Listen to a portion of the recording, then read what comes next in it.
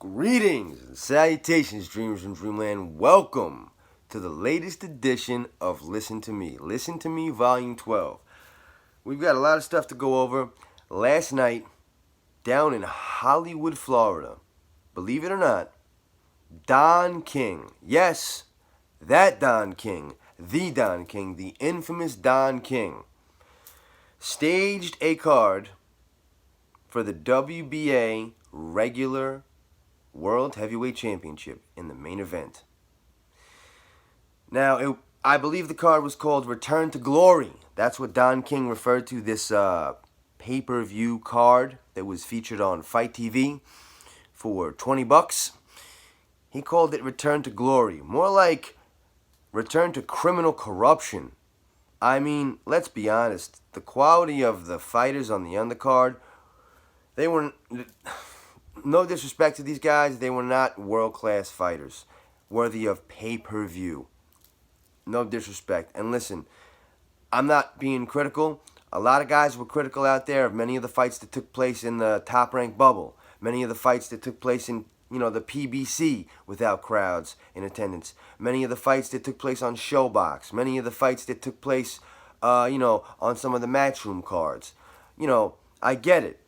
During the pandemic, it's been tough, but this card that Don King put on was definitely something else. And listen, the main event was definitely suspect. Let's be honest. The WBA regular heavyweight championship of the world was on the line. The WBA super heavyweight championship, the version of the title that can be unified with that of another sanctioning body, is held by Anthony Joshua. Let's be clear about that, okay? Let's be crystal clear. Anthony Joshua is the WBA Super Heavyweight Champion and the WBO Champion, the IBF Champion, and the IBO Champion, the fifth sanctioning body. A, minor sanctioning body attempting to climb to be a major sanctioning body. But that's fine. Those things aside, the WBA Super Championship is the only title at any weight class that can be unified with that of another sanctioning body. The WBA gets very confusing with their trinket titles, but the WBA regular championship at any weight class, heavyweight included, means technically that you're the number one contender. You can push the envelope and become the mandatory for the WBA Super Championship at any weight. Now, Trevor Bryan, last night, stopped in the 11th round, Bermane Stiverne. Bermane Stiverne, yes, that Bermane Stiverne. Bermane Stiverne that lost twice to Deontay Wilder. Former WBC World Heavyweight Champion Bermane Stiverne, but the Bermane Stiverne that lost by decision in the first fight to Wilder and got knocked out in spectacular fashion in the second fight against Wilder. Now that Bermane Stiverne, who's 42 years old, was somehow afforded the opportunity to become the mandatory, so to speak, to become the WBA regular World Heavyweight Champion and become the mandatory for Anthony Joshua or the winner of Joshua versus Fury. Either way, for 11 rounds last night, somehow, 42-year-old Bermane Stiverne, who I believe was coming off a loss to Joe Joyce, if I'm not mistaken, in his last fight, which was well over a year ago, that Bermane Stiverne, 42 years old, was somehow, for 11 rounds, more relevant than Deontay Wilder in the realm of Anthony Joshua and Tyson Fury and a possible world heavyweight title fight. That's crazy. But he lost to Trevor Bryan, who himself hadn't fought since August 11th, 2018, about 2.5 years ago. And that was a fight against B.J. Flores. He beat B.J. Flores. B.J. Flores, who was a respectable world-class guy at cruiserweight, but truly unheralded and not really a name to brag about at heavyweight. But yet somehow Trevor Bryan, 2.5 years ago, came out of that fight,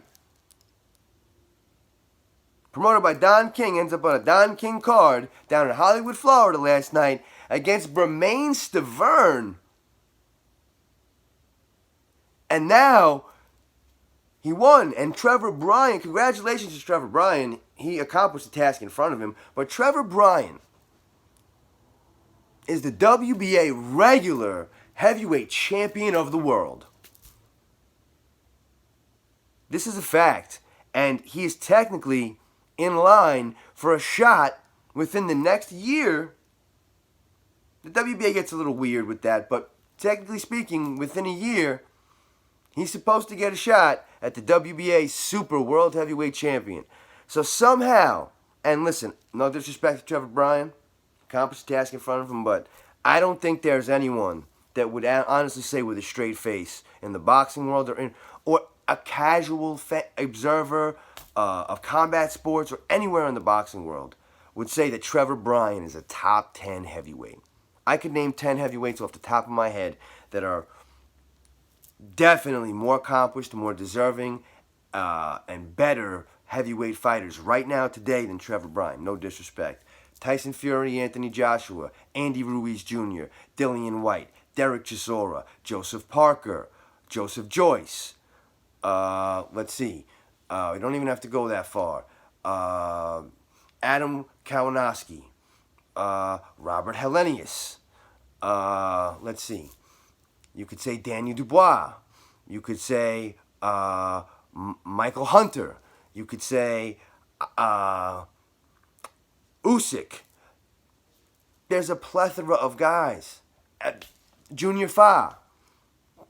There's a plethora of guys that are just definitely more accomplished, more deserving, but somehow Trevor Bryan, through the criminal corruption of Don King and the WBA, and we all know the WBA is going to WBA, Trevor Bryan is in line to fight, at this moment, technically Anthony Joshua. It's unbelievable. Somehow it happened between the WBA and Don King. If that doesn't bring corruption in boxing in 2021, I don't know what does. I don't know how Don King is still promoting, but he is. Great. But that is definitely bizarre stuff, to say the least. Now, we're going to go over some more stuff with the WBA. They were in a lot of action. Now, originally it was supposed to be Manny Pacquiao facing Trevor Bryan for the WBA regular title. Manny Pacquiao was the regular champion, but he hadn't fought somehow since 2017, I believe, something like 3 years.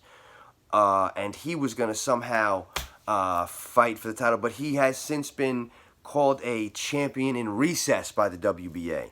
So he no longer has mandates, and all that means, champion in recess, is basically he's retired, and if he wants to come back, he gets first shot at the regular title. Now, this is very peculiar that this went down this way, but, you know, I'm glad that Manny Pacquiao is out of the picture completely for right now. Trevor Bryan is in line, but the WBA was in action. Manny Pacquiao, who hasn't defended his title since beating Keith Thurman, and we'll touch upon this. When Manny Pacquiao challenged Keith Thurman for the WBA Super 147-pound welterweight championship, Manny Pacquiao was the WBA regular champion at 147 pounds. So he pushed the envelope, exercised, his rights as the WBA regular champion, challenged for the super title, and basically upset the plans and took the title, from Keith Thurman by beating him from pillar to post for 12 rounds. In a fairly close fight, but Manny Pacquiao knocked him down and beat him up, took the belt, and that's that. Hasn't since defended it. So he's been holding up boxing at 147 in that way because the WBA regular title cannot be unified. However, Yordenis Ugas did attain the WBA regular championship, during the time that Manny Pacquiao has been away, exercising other thoughts. Now, look, Manny Pacquiao was was thinking about fighting Conor McGregor. Conor McGregor got knocked out last weekend, so therefore that's, pretty much, there's not as much money in it. There's not as much interest, so it's not going to be as big of a draw, so that's basically it. So now there's talk of Manny Pacquiao fighting Ryan Garcia in an exhibition or at 140 pounds or at a catch weight. So, his 147-pound title that hasn't been defended in well over a year, I think over 18 months in fact, is not going to be defended anytime soon. So therefore, the WBA has stripped Manny Pacquiao of his WBA Super Welterweight Championship, the 147-pound championship that was able to be unified with that of another sanctioning body from the WBA. Okay? They made Manny Pacquiao a champion in recess, which basically means he's retired from, being the champion there. But if he wants to get his title back, the WBA Super title, he gets first crack at it. He gets first crack at it if he chooses so at any point within the next, I don't know if it's 2 or 3 years, something like that. It is something like 2 or 3 years. But Manny Pacquiao has been, called the champion in recess. His championship status has been rescinded. So I want to congratulate the guy who earned it in the ring, fighting guys, fighting all comers. And that's Yordenis Ugas. Congratulations, Yordenis Ugas, for becoming the WBA the WBA welterweight champion of the world. Now, I hate to say super champion because the 154-pound division and 147 can be confusing, but he is the WBA super 147-pound champion of the world. Now, what that means is likely what's next for Ugas is he will likely be fighting Errol Spence. He will likely be in a fight for 3 of the 4 major sanctioning body titles at 147 pounds. Now, a lot of people, are laying this into credence for another way for Errol Spence to avoid fighting Terence Crawford. All the buzz before this was the Crawford fight or the Pacquiao fight. Pacquiao being elusive, being that he's old, being that he's after the money, being that he has nothing to prove in boxing, and likely really wouldn't want to fight a prime lion like a Crawford or a Spence. And Manny Pacquiao's earned that right, fine, but he's got the belt, he gave it up. Now that Ugas has it, and he's on the same side of the street, the PBC island, if you will, the PBC island, Yordenis Ugas will likely be unifying or attempting to unify in a unification match with Errol Spence Jr. I wish him luck. That's a very intriguing fight. I would favor Spence to win that fight, and if it does go to a decision, I would definitely agree, and I would definitely say that the favorable decision will go to Errol Spence. He's going to get the better look. As far as Yordenis Ugas, he's an alternate for PBC. He's a back burner guy. He's not really a guy that's going to make them a whole hell of a lot of money. He's a great Cuban boxer. Excellent, slick, tough guy. And he actually, he lays into his opponents. He likes to stop his opponents. And he's fought some tough competition. I thought he beat Sean Porter in that Sean Porter fight for the WBC title. He beat Ray Robinson. And Ray Robinson is a hard night for anyone. Anyone. Mean Machine had a tough night with him. They called it, I believe they gave it to, I believe they called it a draw. Regardless, Ray Robinson is a tough night for anyone. And Yordenis Ugas stopped that guy. Yordenis Ugas had, Sean Porter's tough night for anyone.